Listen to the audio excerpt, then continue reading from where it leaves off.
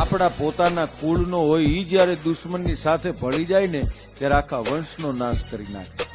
એક જંગલની અંદર નાનકડો કુહાડીનો કટકો આવ્યો અને જંગલને જોઈ અને કુહાડીનો કટકો દાંત કાઢતો હતો.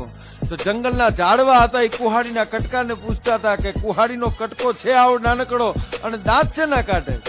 કુહાડીનો કટકો કે આવડા મોટા તોતિંગ ઝાડવાઓ છો ને, પણ બધાને કાપી ન નાખું તો હું કુહાડીના પેટનો ના કહેવાય.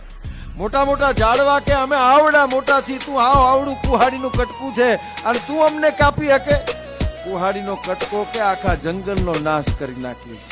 અને ખરેખર બન્યું એવું, જંગલમાંથી લાકડાનો એક કટકો કુહાડીનો હાથો બન્યો અને કુહાડીનો હાથો બન્યો પછી આખા જંગલને કુહાડીએ કાપી નાખ્યું. કુહાડી દાંત કાઢતી હતી, જંગલના ઝાડવા રોતા હતા કે આપણા જો હાથા ન થયા હોત તો કુહાડીની તાકાત નથી કાપી શકે.